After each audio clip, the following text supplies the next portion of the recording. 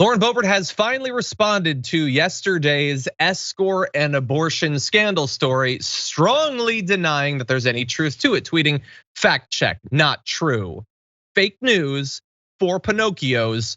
Also, y'all need Jesus." But we will, a little bit later on the show, be getting into her relationship with or understanding of Jesus and his message. But she's saying it's not true, and her spokesperson responded to a request for comment from Newsweek saying that the claims are totally false and that the Congresswoman is consulting her attorneys on next steps, which, if these allegations are false, yeah, she can and should sue people over it. But we gotta let you know what the allegations are. It's weird. It's not the sort of stuff that we normally talk about in the show. But according to this American Muckrakers PAC, they put out this thing yesterday alleging that she had been a unlicensed paid escort with SugarDaddyMeat.com, that she had 2 abortions. I believe that they say that one came about as a result of the unlicensed escort work.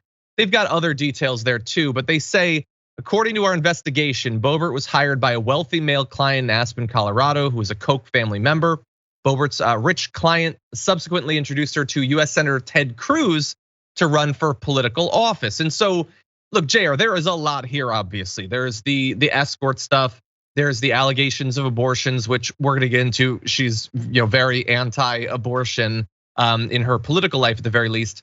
And then there's also this angle with Ted Cruz where, well, we'll get into the money and everything.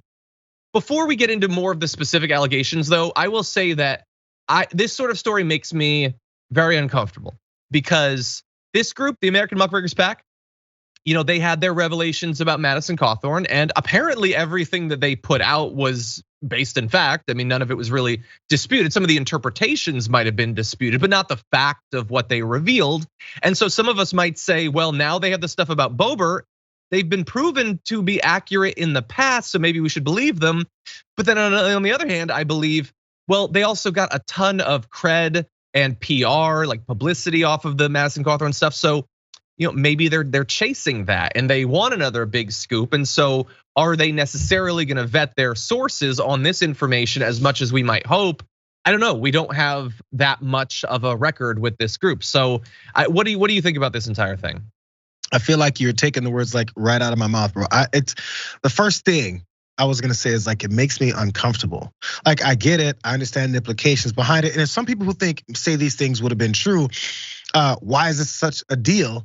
It shows the absolute and utter hypocrisy and fakeness behind everything that she says that she stands for, because there isn't anything behind that. It's just a matter of gaining power, influence, and money, as we've seen also some of these other instances of what it is. We always ask people like Marjorie Taylor Greene, Matt Gaetz, Lauren Boebert, and this grouping of Republicans that are in the Congress now, what is it that they do? Every time we keep hearing about them, we're like, what work are they doing?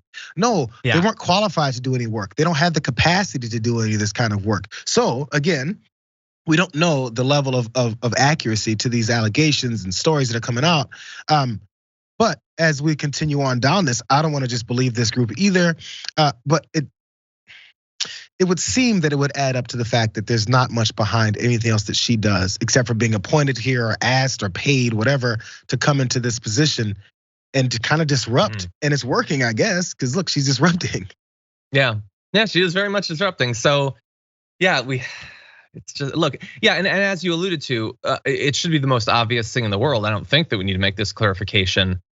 There's nothing inherently wrong or anything like that in being an escort. I mean, granted, if the law is that you're supposed to be licensed, then you should be licensed, I suppose. But that's not, sex work is work. We say that all the time, whether we agree with the person on politics or not. And we believe that she should have every right to whatever reproductive choices that she wants. As JR alluded to, though, the issue is that she doesn't hold any of those positions that I just expressed. She doesn't believe that people, if you believe these allegations, that anyone other than her should have access to reproductive services. What do you think that she would say about escorts if she were asked on a debate stage? I mean, honestly, so and again, all of this might well be untrue, and I would even lean towards probably untrue. I mean, they've come out with photos and stuff like that, but those could be It could be from something else. I mean, I don't want to say for sure until we know for sure.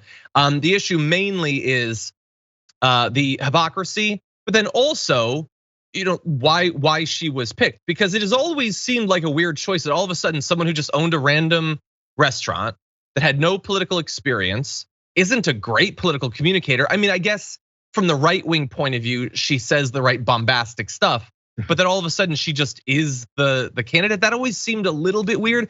I will also say, she came out and said this isn't true. Whereas a couple days ago, when AOC was asking, have you ever asked for a presidential pardon? She refuses to say whether she did or not. And she has responded to it, she just hasn't said.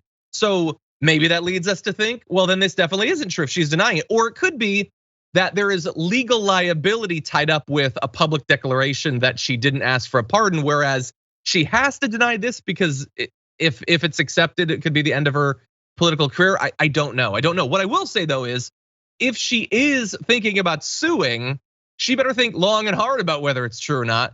Because if it is true and she sues them, is it possible that the records of those the Planned Parenthood, where one of the 2 alleged abortions happened, could be delved into? If Sugar Daddy Meat has records, which I imagine it does, is it possible that they could find something there?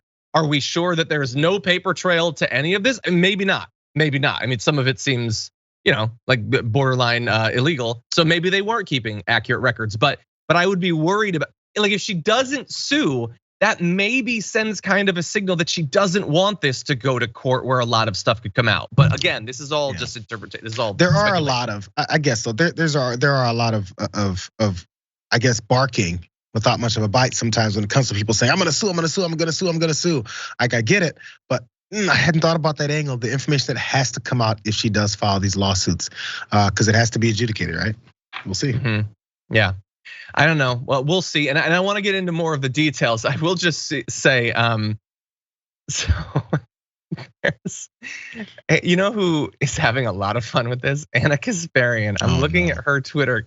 You know what? And Anna's one of my favorite people. I want her to have joy in her life. And so, like, she is living her best life today. Go to her Twitter account. She is not messing around. Wow. I'll just say that.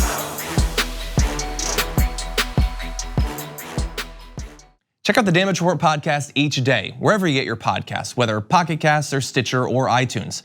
You can join me as I give you the news and stories you want, with a range of co-hosts and interview guests jumping in on the fun each day. Again, that's the Damage Report, wherever you get your podcasts. And if you get them at iTunes, don't forget to rate and review. Sometimes I'll read them live on the show.